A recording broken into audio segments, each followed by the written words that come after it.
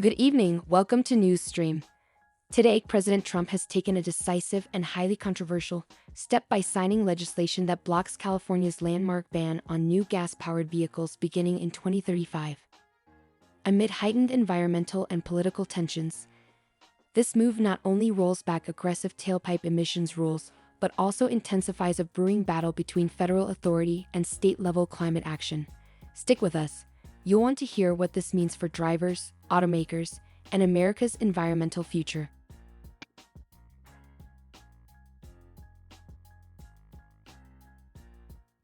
Well, thank you very much. I just said to Mike, this is fantastic. I didn't think we were going to see this coming for a while. Congratulations. This is a very, very important thing. Thank you very much, everybody. This is a very important thing we're going to be discussing. Please sit down. Thank you very much. This is good news indeed. People said it couldn't be done. You got it done. I just have to sign, right? That's very good. This is really something. And it has to do with the California Auto Regulation, CRA. It's been a disaster for this country. And I want to thank everybody for being here. We officially rescue the U.S. auto industry from destruction by terminating the California electric vehicle mandate once and for all.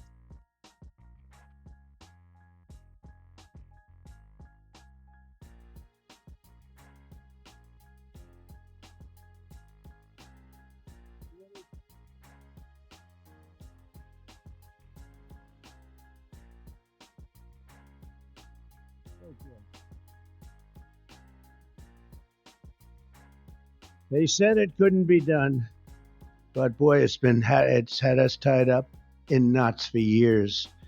And they'd pass these crazy rules in California, and it would be 17 states would go by them. The automakers didn't know what to do because they're really building cars for two countries. When you have 17 states, you're building cars for two countries.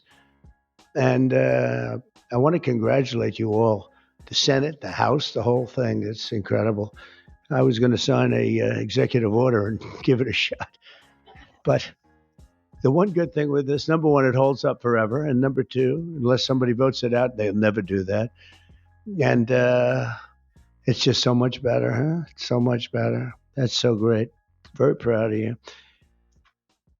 We're joined today by the great Speaker of the House. I think he's going to go down as a great Speaker of the House. I may be wrong. I may be wrong. Who knows? Who the hell knows? I think he is. And he's doing something. The only thing I would say is more important than this one. And I'll tell you what, it's almost close. That's how big this is today. But the great, big, beautiful, I added the word great. I used the word. The great, big, beautiful bill. It's going to be one of the most, I said it this morning to a group. I think it's one of the most important pieces of legislation ever signed, ever approved. So it's going to be something very special. Thank you very much. Speaker of the House, Mike Johnson, thank you. Secretary Sean Duffy. And they had a problem in India today, and you're on that. Sean's doing a tremendous job. Secretary Chris Wright, everybody said you'd never be able to get him. He's the most talented man, they say, in the oil and gas industry. I'll let you know in about 2 years if that's true.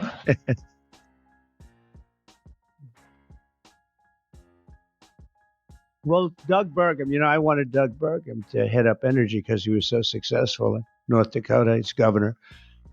And he said, sir, there's one person who's much better than me. I said, who? They said, Chris Wright. I said, who the hell is Chris Wright? I had no idea. Now everyone knows Chris Wright. He's going to be more famous than me. But he said, there's a guy named Chris Wright. And if we could get him, he'd be better than I am, sir. And if you know Doug, Doug's not here, is he? If you knew Doug, he's always working someplace. But if you knew Doug, you'd know that he doesn't say that often. And he did. And Chris, you're doing great. But I don't like the oil prices have gone up just a little bit over the last few days. I was going to call it, just really start screaming at you. Are we okay? Nothing wrong, right? It's going to keep going down a little bit, right? Because we have inflation under control perfectly. You probably saw the records. Everyone's on television saying, "What's going on here? Trump has proven to be right." All of these things. We've taken in 88 billion in tariffs in 2 months. 88 billion with no inflation. And if we're smart, there won't be. Now, we'd like to get this guy to lower interest rates because, if he doesn't, we have to pay. We have a lot of short-term debt. Obama gave it to us originally, and Biden carried it on. They like short-term. I like long-term cheap debt. But a lot of the debt comes through because Biden, he didn't do it. I'm sure he didn't know anything about it. But somebody approved short-term debt. It's all over the place. And it comes due starting very soon. And if we would lower the interest rates by 1 point, we'd pay about 1 point less. That's $300 billion a year. Can you believe it? 1 point. If he'd lower it by 2 points, we'd pay $600 billion a year less. That's for years, 10 years, 12 years, whatever we make it. But we can't get this guy to do it. And the fake news is saying, oh, if you fired him, it would be so bad. It would be so bad. I don't know why it would be so bad, but I'm not going to fire him. I just want him to, we call him Too Late, right? Too Late is his nick, like Too Tall Jones. He was too tall, T-O-O. And I just say this because we want to get rid of inflation, and we have. But we're going to be paying more for debt. And all he has to do is lower it. Europe's done 10 lowerings. We've done none. And nobody understands it. Actually, today when the numbers came out, they were so good. You saw yesterday's numbers, incredible. No inflation. Today's numbers, today just came out, same thing, no inflation. They're all shocked. All these guys are watching from business, CNBC, and all of these different networks. Maria Bartiromo actually got it right. She's been getting it right for a long time, that one. I hope she's appreciated. And Joe Kiernan's been very good at CNBC, I must tell you, but other people aren't so good.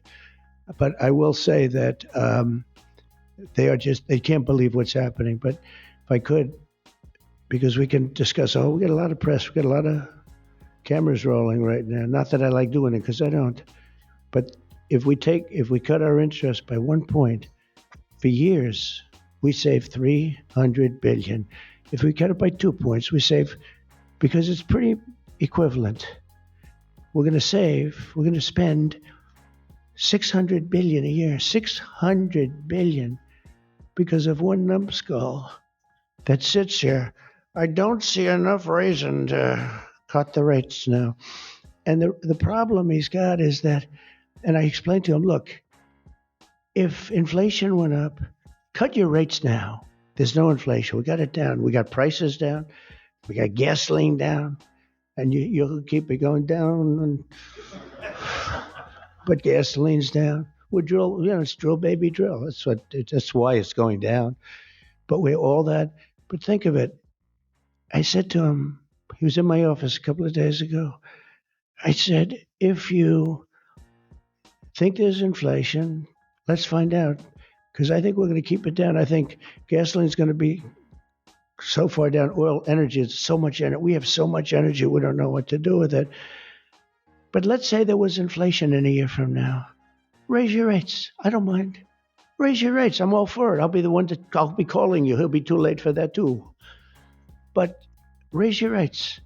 You don't have to keep them up here. If it's going to go up, I'm okay with you raising, but it's down.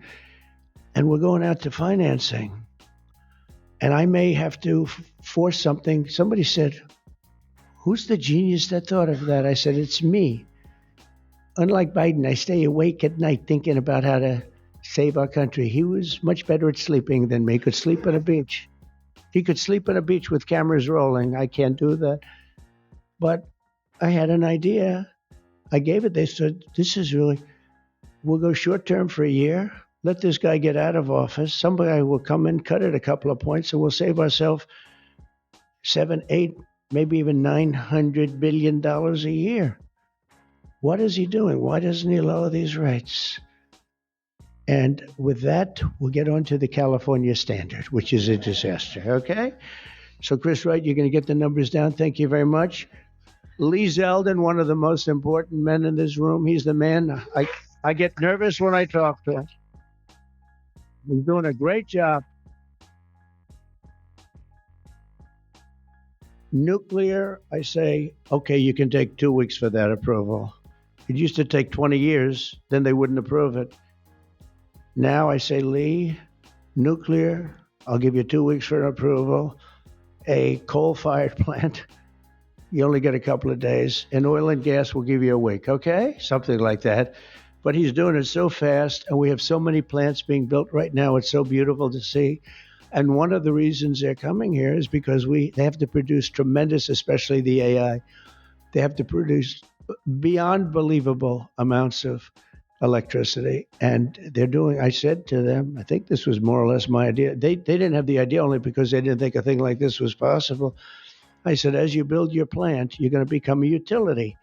And you're going to build a separate plant right alongside of it. You're going to build it. You're going to build a plant that produces electricity. And you'll produce it through natural gas, coal, nuclear. We don't want to produce it through wind because we don't feel like ruining 50 miles of beautiful plains and beautiful vistas. And but we want to produce it. Interestingly, China is opening up a coal plant every single week. But now I'm finding out it might be 2 plants every single week. And, usually that's a good gauge. If they're using coal, I guess we're supposed to use coal. And, we went to a coal standard. And not that you have to use coal. You're going to use whatever's best. I want to introduce also Senate Majority Whip John Barrasso, who's a tremendous guy, doctor. Well, and he is a tremendous guy, tremendously talented doctor. When I have a medical situation for the country, for myself, I haven't used him, but I might have to. Maybe I'll do that. If it's serious enough, I think I'd probably do that. But he's a tremendously talented gentleman who happens to be a senator and one that's very respected. Chairwoman Shelley Moore Capito, and congratulations. I just endorsed your son. Did you know that? I endorsed your son. I endorsed your son, who's running in West Virginia, and he's great. In fact, he's all Trump all the time. I think much more so than you, actually. You were his largest impediment. No, I'm only kidding. He's all Trump all the time, and he's going to win big, and so congratulate him. Okay, he's really been fantastic. So many people have told me. Thank you. And House Majority Leader Steve Scalise, who's a brave man who went through hell. Steve went through hell. And we have a lot of other people here that I won't be able to because they don't have your name down. And I'm looking and I see people whose names. I'll do a couple of you, but thanks as well to Mark Wayne Mullen, Senator. Mark Wayne, thank you. Stand up, Mark Wayne. Don't fight him. He's a serious fighter in a lot of ways, and he's a great guy, too. Thank you, Mark Wayne. Deb Fisher. Deb. Thank you, Deb. Good. Pete Ricketts, who's going to do very well in the upcoming election. Thank you. Thank you, Pete. John Husted, who's really moving along in Ohio. John, good luck. You're going to do well. All endorsed people. John Curtis, who's doing terrifically. John, thank you. Good job. They all say excellent. What can I tell you? Good job. And Bernie Moreno, who won a race that was not winnable. They all said it's not winnable. We won in Ohio. They said you can't win that race. It's a waste of time. You're just wasting your time. Right, Bernie? Wasn't a waste of time, was it? Huh? And he won by like 5 points, too. Won by a lot. Along with Representatives Kevin Kiley, Vince Fong, Jay Obernolte, Doug Lamaffer, Daryl Issa. Where's Daryl? I haven't seen you in such a long time. Look at you. How good you look, huh? Good when you have those big margins. It's easier to. John Joyce, great guy. John, thank you. Thank you, John. Dusty Johnson, Morgan Griffith, Troy Balderson. Troy from a place called Ohio, and he Played very cute at one time, but then he got, boy, I'll tell you, he's become a good politician. Where is Troy now? Where I haven't seen him used for years. I endorsed you early when he was early and younger, but you still look young and you've done fantastically good work. Really good work. Claudia Tenney, New York. Claudia. Thank you, Claudia. John James. John James. I don't know. You know, he's running for governor, but I'm not sure I'm happy about that, John. Do we have somebody good to take your seat? Because otherwise, we're not letting him run for governor. We can't.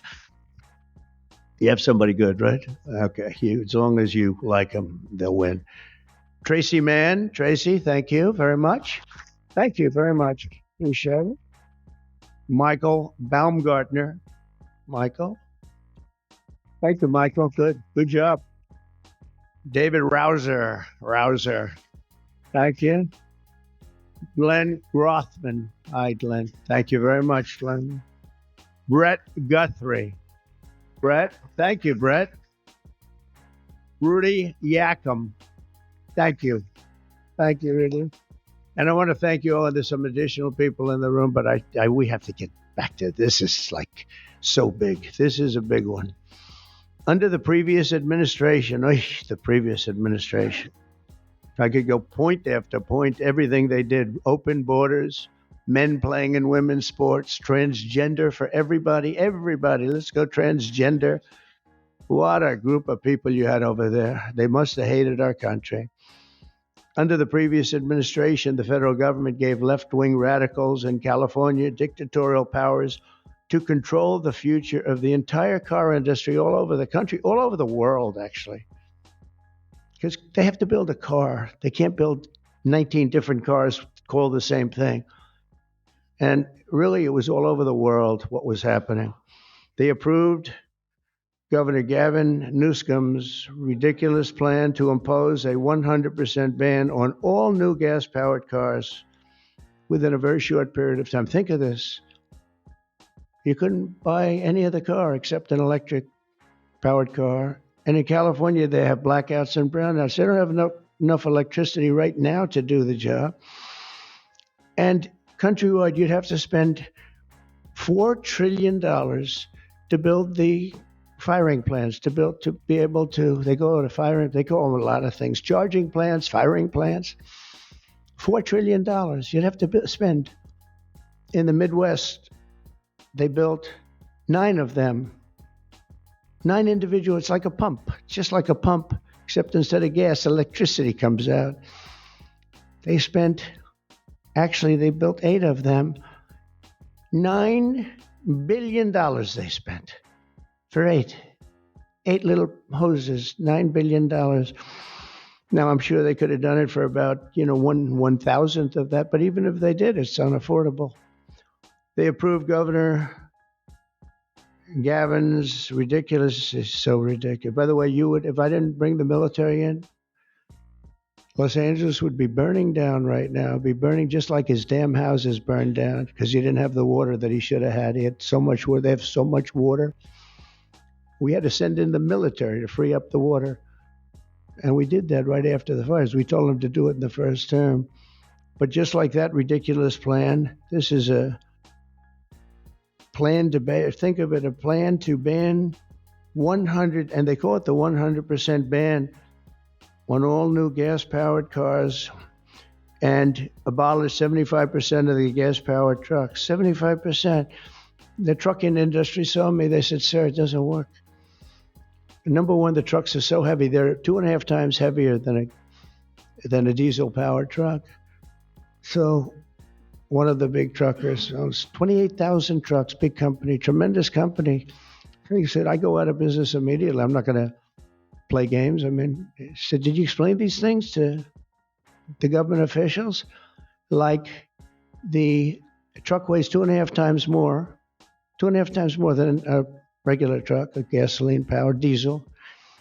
And he said, based on that, we have to rebuild every bridge in the United States of America because it wasn't designed to hold cars and trucks that heavy because the batteries are very heavy. They're, probably lead. They have a lot of things in those batteries that weigh a lot.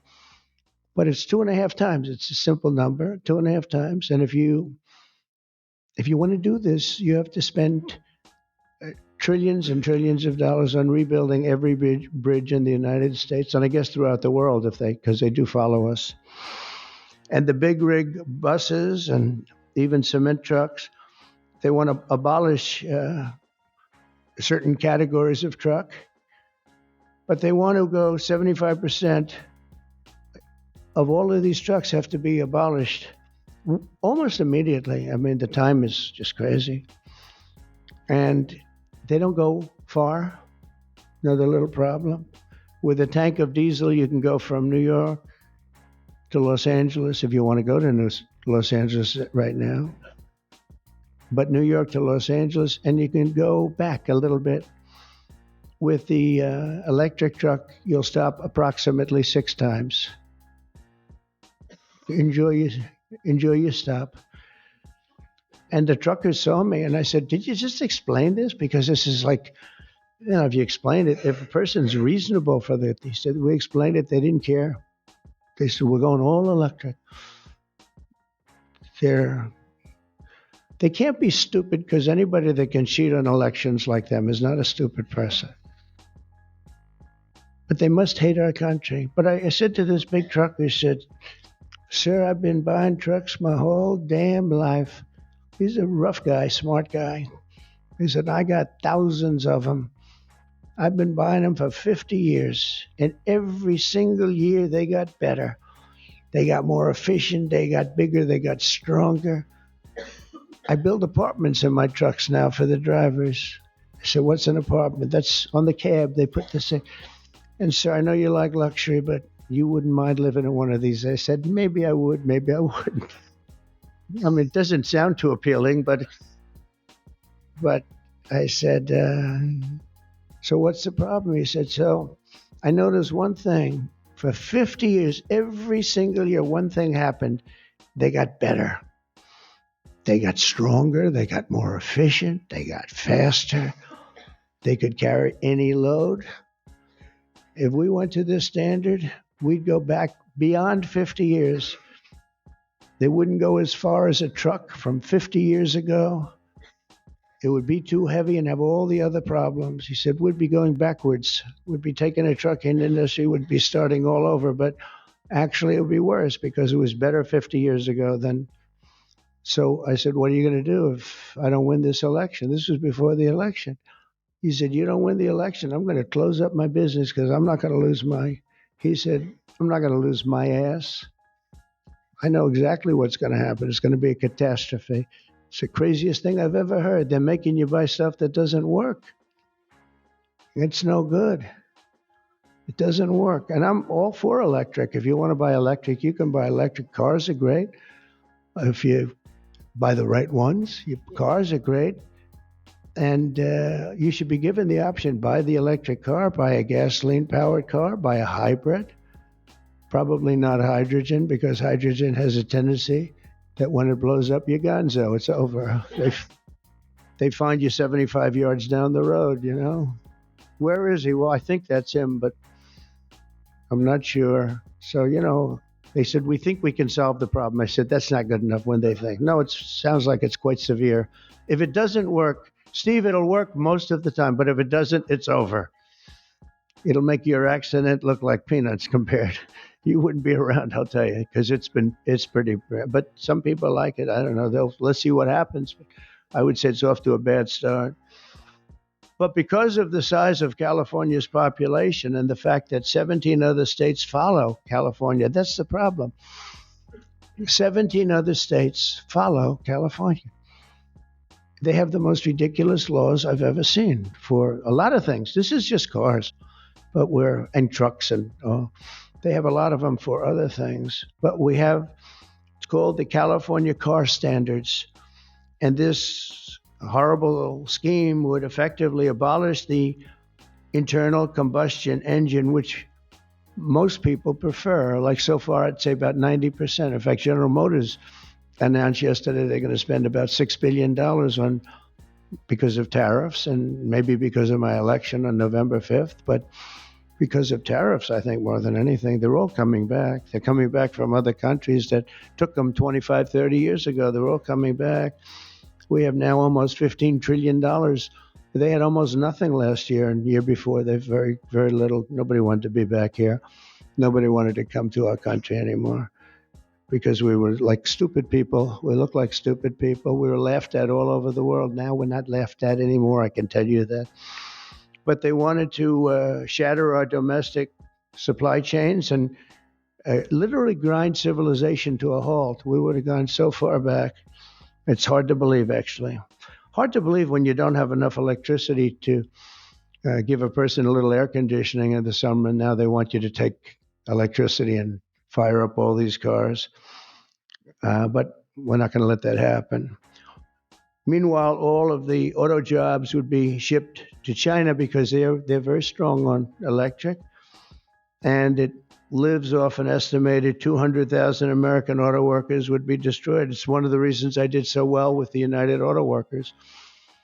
And now I'm really doing well with them. I did phenomenally with them. No Republican ever got any numbers like I got in the Teamsters too. Sean O'Brien, the head of the Teamsters, these guys, they like Trump because I produce jobs. They know that. Everybody knew that the auto workers knew better than anybody how good the tariffs were. And the head of the auto breakers, I don't know him at all, but he didn't like me at all. Now he's going around saying, this guy's unbelievable. He was very nice to me the last few months. During the campaign, no, but if I've proven, I've proven it. I've done what I said I was going to do, and we've brought back tremendous numbers of jobs. And you're having auto plants built all over the country, all over. There's never seen anything like that. They're leaving from Mexico. They're leaving from Canada. They're leaving from other parts of the world. If they want a Mercedes-Benz, you're going to have it made here. It's okay to have a Mercedes, but they're going to make it here. Otherwise, they're going to pay a very big tariff. They already are. That's one of the reasons we have $88 billion. It's a lot of money, but that's peanuts compared to what we're going to be making in another few months. They haven't even kicked in yet. But we're not going to let any of these bad things happen, these stupid projections that I've been reading about for the last 6 months. I think these people are either corrupt or really dumb. And they're supposed to be economists. In the campaign, I promised to end this disaster. And today, our Republican majorities in Congress have delivered. And I don't know, I can't imagine. It's so obvious. It's so good. Did we get any Democrat votes? Did we get one? Two? Who? 35. I think that's great. I think that's great. You got 35 Democrats. I think that's great. That, as far as I'm concerned, one in the Senate on something that's so good. But who is the one? Well, I shouldn't have asked. I congratulate her. I don't care. I think it's great. It's very interesting. Why did I ask that question, Mr. But in a few moments, I'll sign 3 pieces of legislation that will totally kill. You can't do anything about it. They can't take us to court. They can't do any of the things they can do with the executive orders. And it's permanent. I'll sign 3 pieces of legislation that will kill the California mandates forever, and they're never coming back. Now, the auto companies are the most happy because now they're going to be designing and building one auto. It will be much cheaper. It's a much less expensive. They were showing me, one of the most respected people was showing me that to save a little, like a half a glass of fuel, cost them thousands of dollars with new computers and stop it. The engine has to stop and then turn on and blah, blah, blah. And I said, does it work as well? No, it's terrible. It's terrible. And that's to save a little bit of fuel, this much fuel that Chris Wright can produce with one extra little oil well someplace, right? A small one, a very small one. But think of it. Your cars are going to cost you $3,000, $4,000 less, and you're going to have what you want. And again, you can get any car you want. You can get electric. A lot of people love the electric. They like Tesla. So do I, in all fairness. I like Tesla. And I like others too, but I also like combustion engines. And there are reasons for a lot of things. When I was in Iowa, we had an unbelievable victory, if you remember. Remember? That was nice. You won by like so much, nobody even talked about anything else. But that was a great victory. But it was unbelievably cold that night. And I was going to watch my victory in the area where I was going to make a speech. And the whole place was littered with cars. I said, "What happened?" They were electric cars and they don't work in cold. I said, "I didn't know that." And they don't work in extreme heat either. Other than that, they're wonderful. But no, but if you're in a cold climate, how do you do that? But they're electric cars. And I noticed that. And then I didn't pay much attention because we won by about 65 points. So I was more interested in that. But I do remember that scene. I said, "What the hell is going on over here?" This historic action will also help us reduce inflation and bring down the price of automobiles and electricity very, very substantially. We're building massive electricity right now. It's already started because of that guy right there, Lee Zeldin. By far the most important man in the room, Mr. Speaker. Stand up, Lee.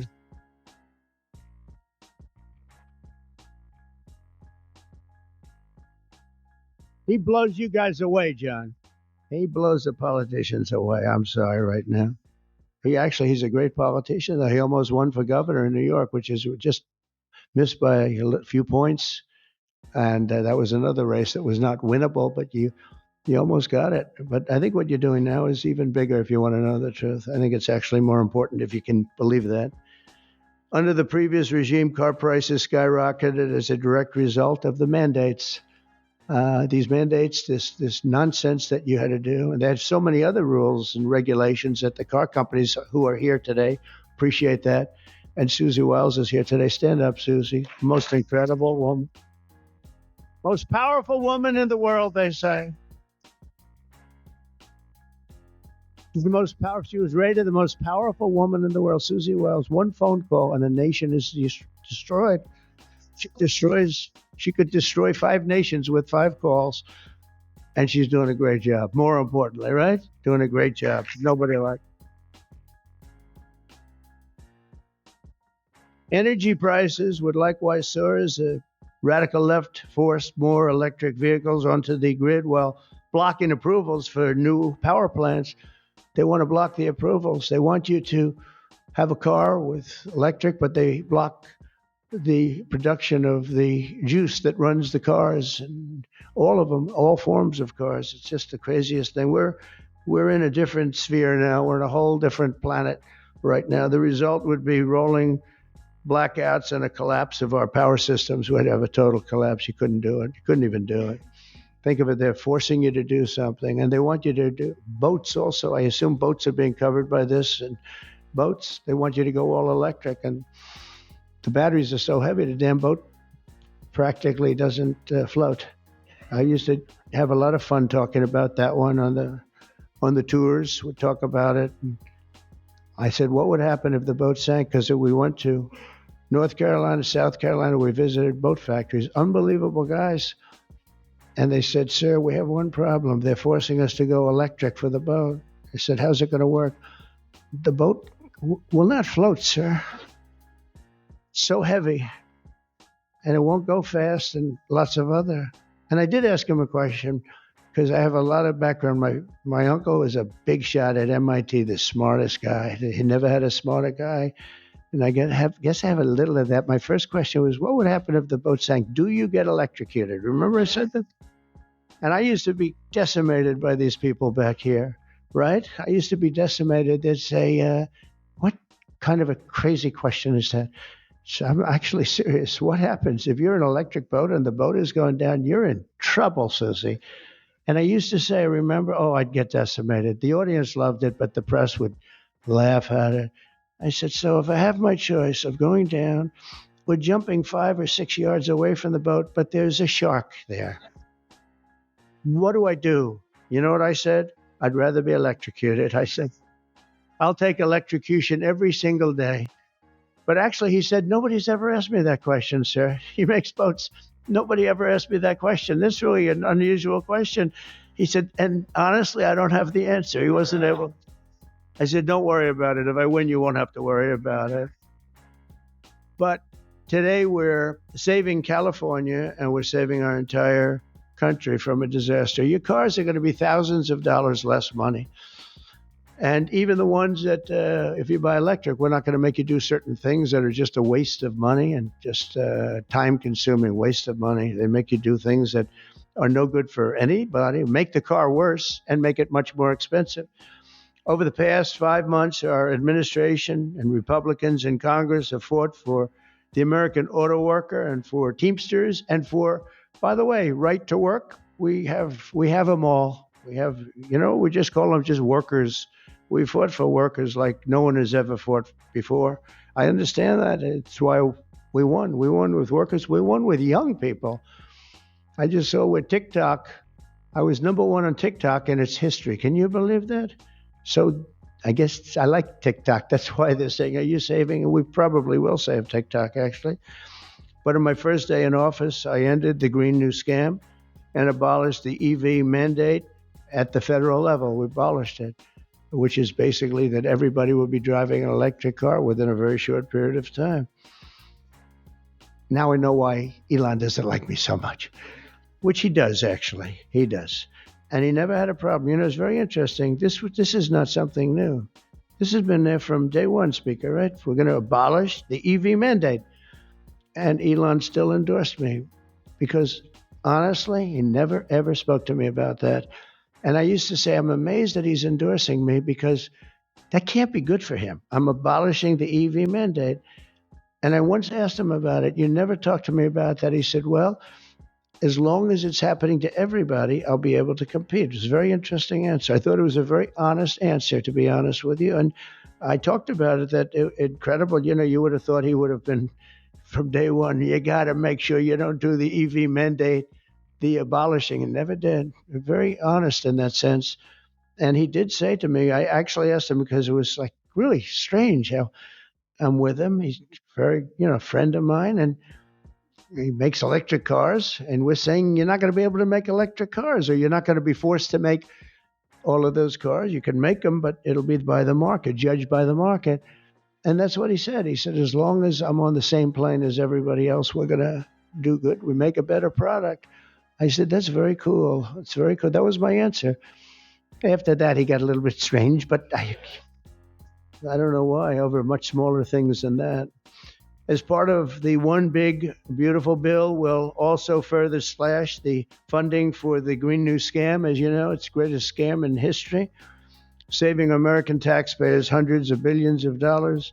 The windmills are killing our country, by the way. The fields are littered with them, junk. They're littered with them. And they get older, and they get rusty, and they get bad, and this is other countries also. It's the greatest scam in history. It's the most expensive energy you can buy. They're ugly. A friend of mine comes from Minnesota. He's been in New York. He hit it big. He's a very successful guy, actually. And he wanted to go back, see his mother who's not well. And he went back to Minnesota. Hasn't been back there in 20 years. And he said, it's unbelievable what happened. He said, I'm driving down a highway and up a certain road, and the most beautiful fields. I remember them so well. And I was so looking forward to seeing them again. And I looked at them, and they had windmills all over them, these horrible, horrible structures. He's a very smart guy, this guy.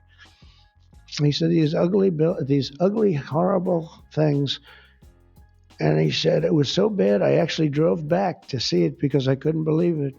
Before I even got to my mother, I drove back. I said, how much do you like your mother?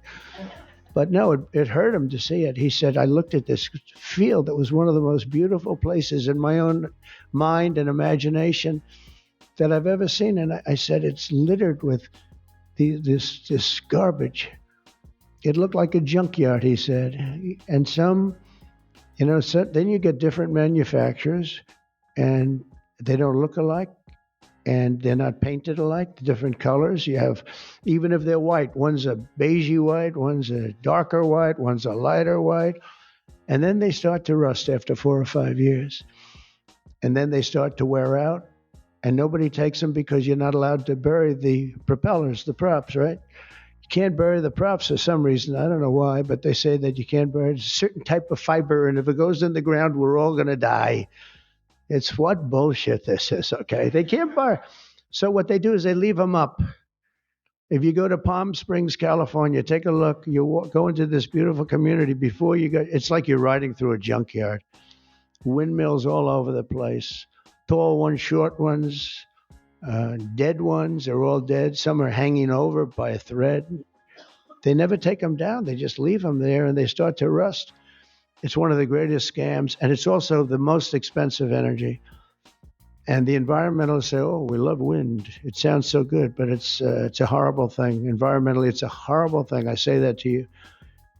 It's wind, and we are going to have virtually no one mandate we have. We're going to natural gas, nuclear. Nuclear. We just had a big signing with nuclear, making it easier, safer, and better. It's really, I would say, probably more than any other form of energy that's come about. It's been amazing what's been done. It's very safe, very good, and very inexpensive. But we're not going to let windmills get built because we're not going to destroy our country any further than it's already been destroyed. You go and look at these beautiful plains and valleys, and they're loaded up with this garbage that gets worse and worse looking with time. It starts when the rust comes. 4.5 years, it starts to rust. And it's very expensive to paint them. So they don't paint them. And they're horrible. What's happened is horrible. So we're not going to approve windmills unless something happens that's an emergency. I guess it could happen. But we're not doing any of them. I hope the Senate will soon pass a bill the House can quickly approve and get to my desk by the 4th of July. We'll have this done. And to further defend our auto workers, I imposed a 25% tariff on all foreign automobiles. Investment in American auto manufacturing is surging because of it. They have Mercedes all over. They pay 25% if they don't make the car in the United States. And because of that, and this could have been done long before Trump. This could have been done by any one of the presidents. I did it with China. The reason you don't have Chinese cars here is because I imposed it my last term. I actually asked the question. I said, "Do we have any Chinese cars here?" No. Why? Because you imposed a 25 or 27.5% tariff on Chinese cars. So they're not coming here, but they are going to Europe all over the place. But I love China. We just made a deal, and I respect President Xi a lot. And we made a deal that's good for both countries. The deal we made with China, good for both countries. Going to be a lot of money made, and it's going to ultimately open up China, which is the ultimate thing. And I'm going to be working with President Xi. We had a long talk about it. And that's going to be good for China. It's going to be good for us. But we're going to be opening up China. That's bigger than what we signed. And I think had we not signed it, that wouldn't be happening. It's going to happen. It's going to happen fairly soon.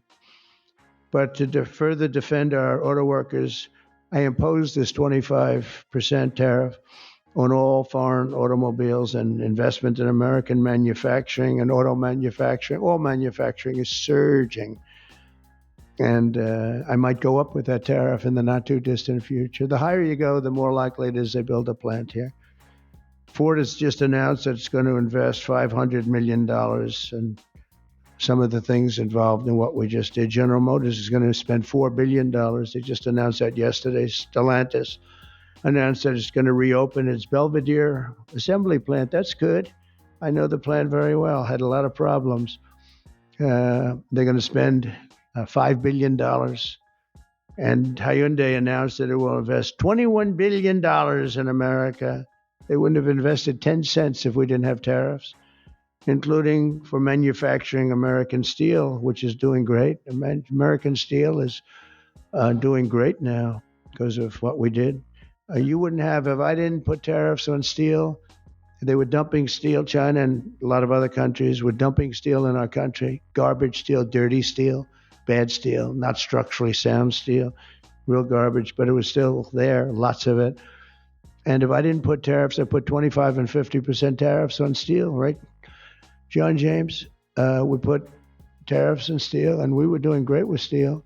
Now we're really doing great. A big investment is being made in Pennsylvania. You've been reading about it. They're going to spend $17 billion on U.S. steel. and all the steel workers wanted it. And we have a golden stock, we have a golden share, which I control or president controls. Now, I'm a little concerned whoever the president might be, but that gives you total control. It's 51% ownership by Americans.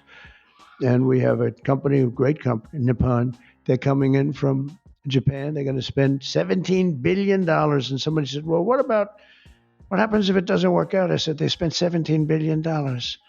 We can't put it on a trailer and drive it to Japan. This is a steel mill. You know, some businesses you can move. You move your office, and that's where the business is. With this business, they're spending 17. Think of that, 17 billion. They're going to have them all over the country.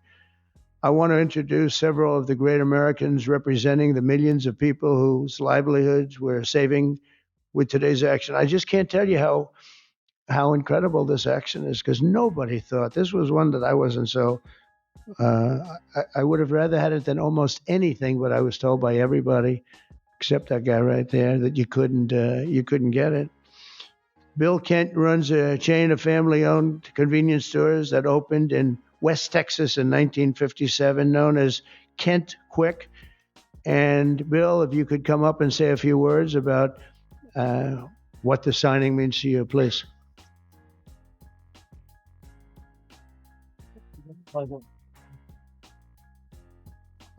Wow. You're probably wondering why I've called you all here today, right? What a great day. From my perspective, I'm in the convenience store and petroleum marketing business. And what this does is it gives us freedom. It gives the consumers freedom to pick what kind of car they want. But more importantly for us, it gives us the ability to plan going forward, because with mandates, we were forced to have to look at putting in infrastructure that frankly is extremely expensive and doesn't give you any return. So this allows us, it's going to free me up and our companies up to invest in what people want, in the cars they want. And it's a great day. So Mr. President, Congress, thank you, Steve, everybody. Thank you so much. Thank you.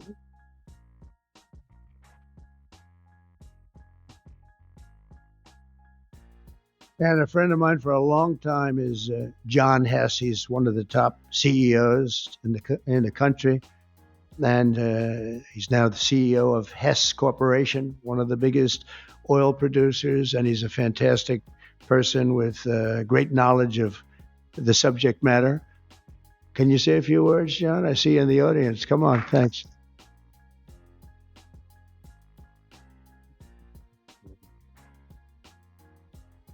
Hi, I'm John Hess, and CEO of Hess Corporation, a proud producer of oil and gas in North Dakota and the Gulf of America. And so you all know that I was born in New Jersey, grew up in New York, and my father started our company by driving a secondhand oil truck. So, Mr. President, it's an honor to be before you today, and thank you for that. Mr. President, during your campaign, you made a commitment to the American people to repeal unworkable and costly mandates for cars and trucks and let the consumer choose what type of vehicle they drive. Today, with the bipartisan support of Congress, you're making good on that promise. I'd like to recognize Speaker Johnson, Leader Thune, other members of Congress whose tireless efforts were critical to the outcome we're celebrating today. And a special thank you to Senator Capito for her leadership.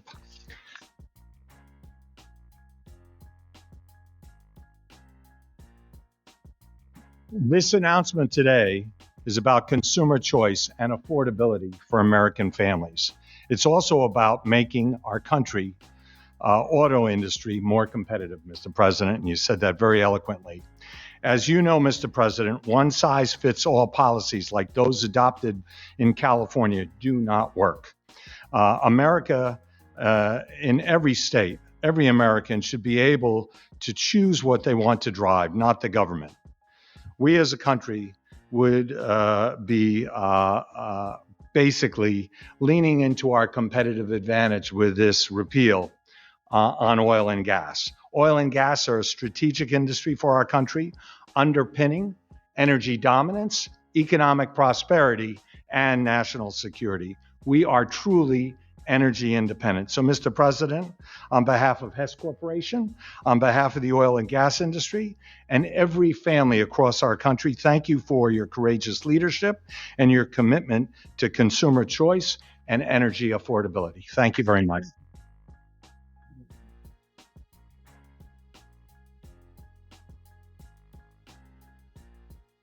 Very respected guy.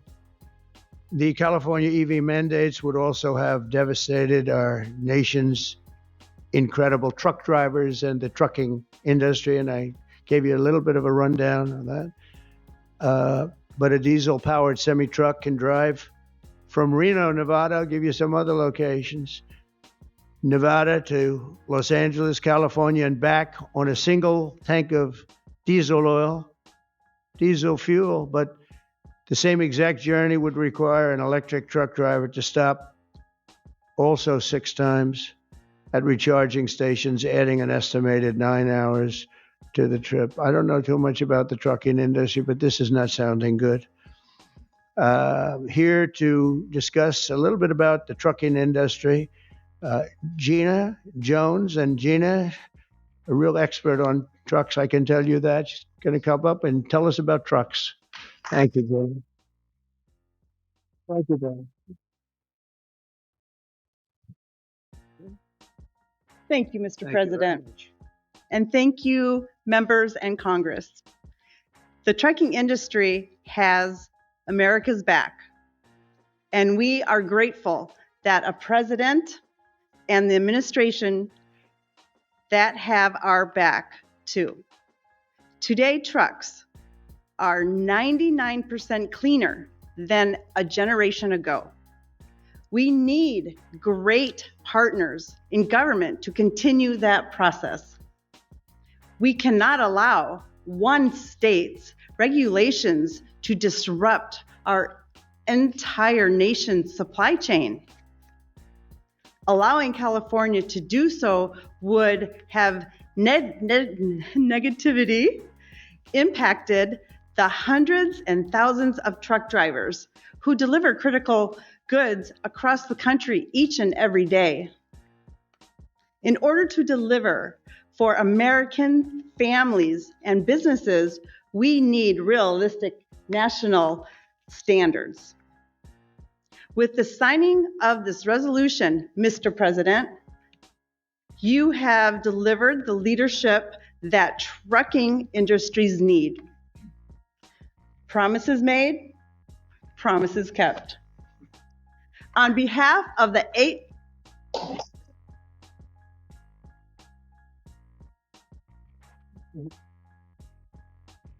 8.5 million Americans who work throughout the trucking industry, I thank you.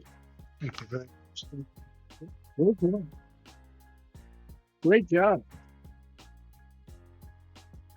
So just to wrap it up, I say under the Trump administration, we will restore the full strength, might, and glory of the American auto and trucking industry. We'll protect our truck drivers, auto workers, small business people, and manufacturers all over our country, and actually all over the world, and that's okay too. They'll be doing a product that works, a product that's much more efficient, that's better, it's much better, less expensive, and we'll put affordable energy and affordable car ownership back on the center of the American dream as we make America great again, and that's what's happening. We're making America great. You know, when I went over to Saudi Arabia, Qatar, UAE, just a couple of weeks ago, the leaders of those countries, and they're very smart people, they said, you know, you've made in a short period of time America the hottest nation in the world. It's the hottest that you're the only one we talk about now. And 6 months ago, it was a laughing stock. They said that to me, those words. It was a laughing stock, and it was an absolute laughing stock. We've got the hottest nation right now in the whole world, and the numbers are reflecting it too. So I just think it's great. And what I'll do is I'll sign this, then we can take a couple of questions if you want. and we will be finished, and you're going to go off and you're going to build the most beautiful automobiles for 20% less money. And I want to thank you, man. You have done some job. Thank you, Mike. Thank you, everybody. You guys want to come up here?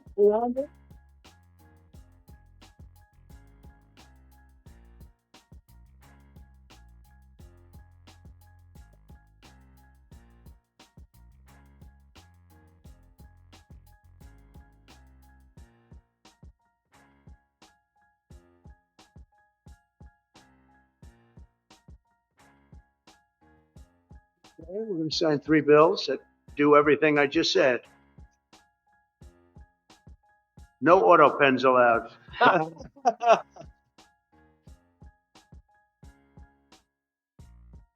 for you.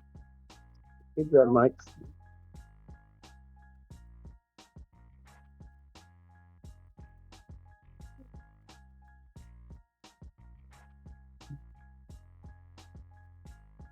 Yeah, that pen was so good. Give it back to me. I'm taking it. That was a good one. No, I'll sign all 3 of them because you never know what you get with the door. Number 2.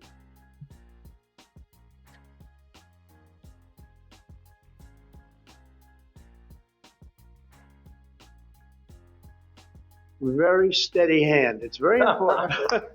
Very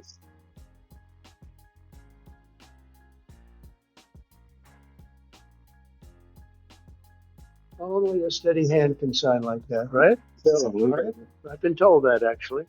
And here's number 3, and it all goes into effect. Everything I said goes into effect. Lower prices, better cars, and choice. Sense. You can say choice. We have choice for education, and you have choice for cars now. Common sense is right. You're right. Common sense is right.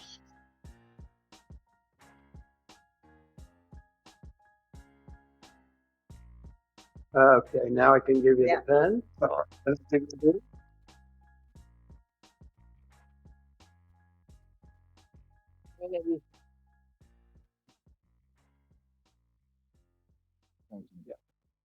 Great. Okay, these are pens. Don't they? Yeah. You have one, John? Yes, sir. Thank you. Pass them around. Okay, everybody. You're going to take them and some of them. Okay.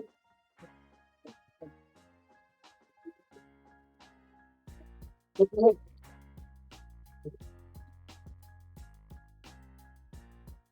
Go ahead, please.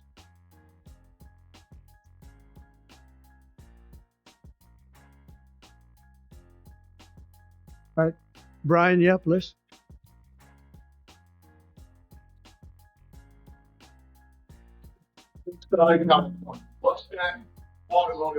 Good. They know they're going through some soft sales period. It's true. What's your message to thousands of auto dealerships across this country that are kind of navigating through this terrible? Yeah, they're going to do better than ever before. They're going to sell cars in America at levels that they've never even thought of before. And they're going to make more money than they ever made before. It's going to be great. They're going to be selling a better car, too. It's going to be a better product. I know that they have been behind me, right? They knew it was right. They've been asking for this for 25, 30 years, in all fairness. No, they're very happy. I told you the Auto Workers Union, we got tremendous votes. But they like me today even better than they did on Election Day on November 5th because they see the results now. They're all happening. And yeah, and they have plants moving in, Brian. A lot of plants are moving in. Thank you very much for that question. Yeah.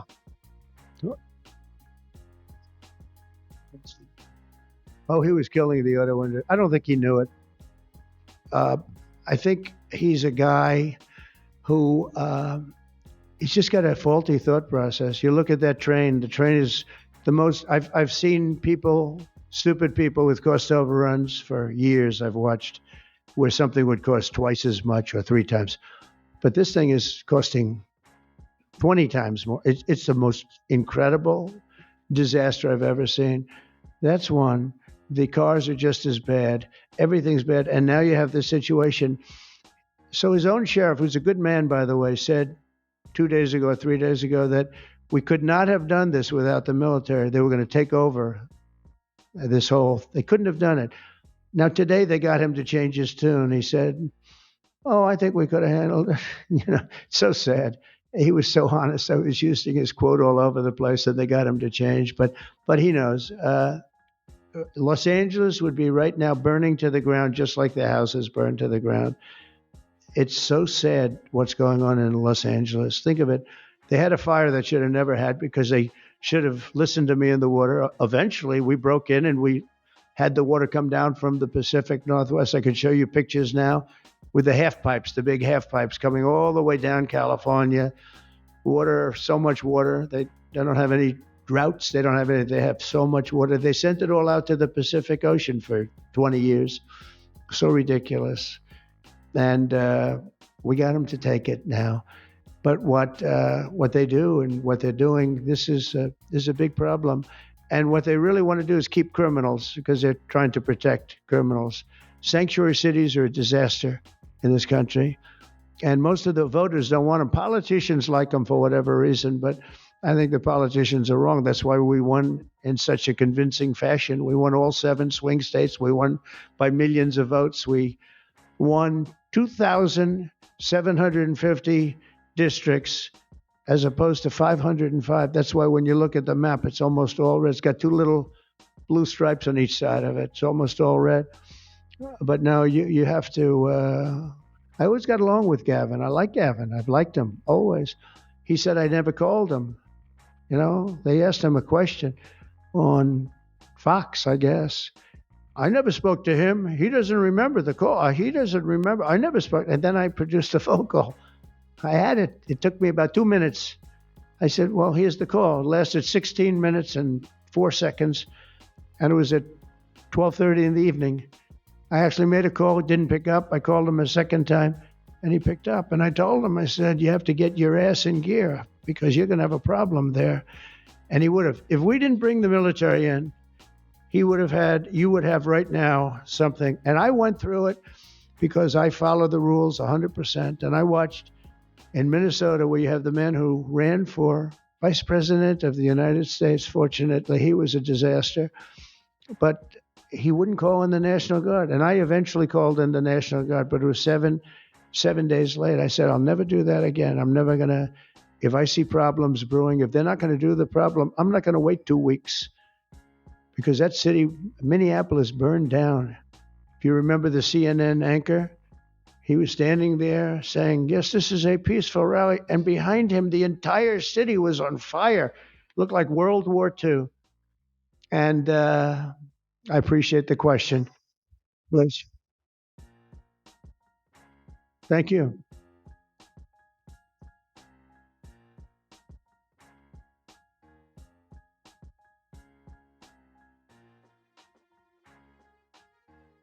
The plane crash was terrible. I've already told them anything we can do. It's a big country, a strong country. They'll handle it, I'm sure. But I let them know that anything we can do, we'll be over there immediately. But it was a horrific crash. It looks like most are gone. They actually maybe have a couple survivors, which is just heard.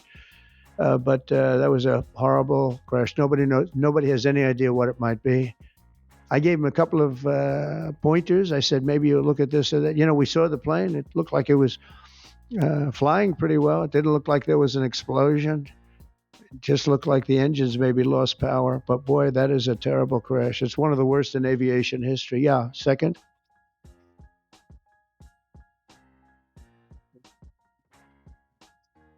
Well, I'd love to avoid the conflict. Iran's going to have to negotiate a little bit tougher, meaning they're going to have to give us some things that they're not willing to give us right now.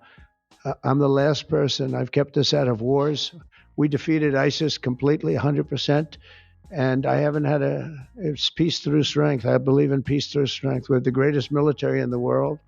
I rebuilt the military, as you remember, for 4 years. I rebuilt the military.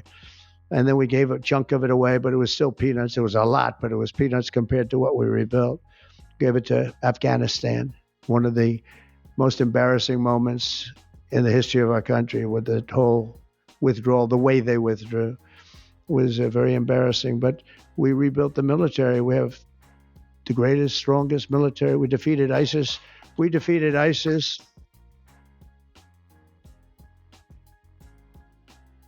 We defeated ISIS in 4 weeks. It was told to be 5 years. It was going to take 5 years, anywhere from 4 to 5 years.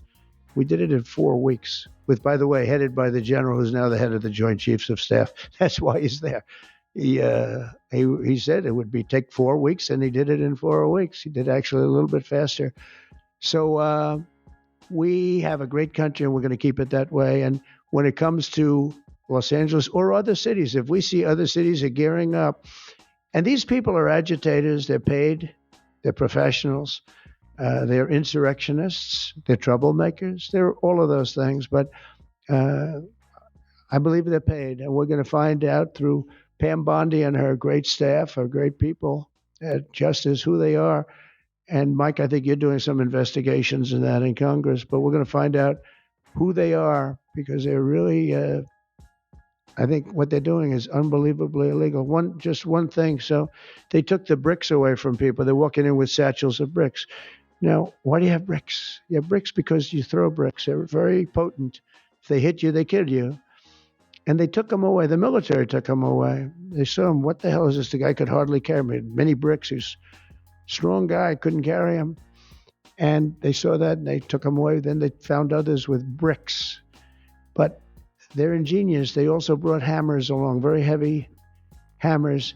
And I saw them pounding the curb and pounding the sidewalk. And it was like a military operation. This guy's pounding strong, boom, big shots. And it was breaking up granite, the granite curbs. And the granite was breaking up, and the concrete was breaking up. And there was lines of people standing there, and they're handing him. And then he stopped handing them. They just went down and picked him up. It was so professional. I said, that's a professional organization. This is not like people at random. This guy's breaking up because they couldn't use the bricks. So who would think of this even? Did a lot of damage. A lot of curbs are broken. A lot of sidewalks broken. But I never saw that before. That's one I haven't seen. I thought I saw it all. And they have it on tape. And with that, people get killed. You know, they go to the bridges and they drop the concrete off the top of the bridge with a car coming along at 70 miles an hour, and the person dies. And we had a lot of car problems. You saw that. They were all over the road. They were littered all over the road, where the cars got stopped by concrete going through the front windshield. These are bad people. If we didn't go, Los Angeles right now would be on fire. It would be a disaster. And we stopped it. And last night was very good.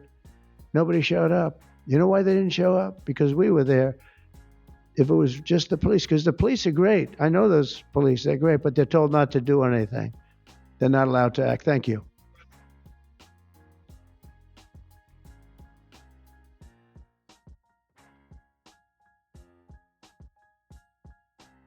Well, I don't want to say imminent, but it looks like it's something that could very well happen. Look, it's very simple, not complicated. Iran cannot have a nuclear weapon. Other than that, I want them to be successful. I want them to be tremendous. We'll help them be successful. We'll trade with them. We'll do whatever is necessary. You know, I stopped a war between India and Pakistan. And I stopped it with trade. I don't think I've ever seen a story written about it, but it was pretty cool. They were getting ready. Pakistan was their turn to hit, and eventually they're going to go nuclear. And I stopped it. I called each. I respect each leader greatly. I know them. And I spoke to them, and I talked about trade. I said, but you're not trading with us if you're going to go to war, if you're going to start throwing nuclear weapons around. And I said it to both of them, and they were both unbelievable, actually. They understood it exactly. They stopped. I stopped that war with phone calls and trade. And India's here right now negotiating a trade deal, and Pakistan's coming, I think, next week. And I'm very proud of that. Nobody died. The nuclear weapons, they each have very severe, very, very substantial numbers of nuclear weapons. And I think we should get some credit for that. You know, the whole Republican Party should, because that's their mindset. Please. Yes, ma'am. What?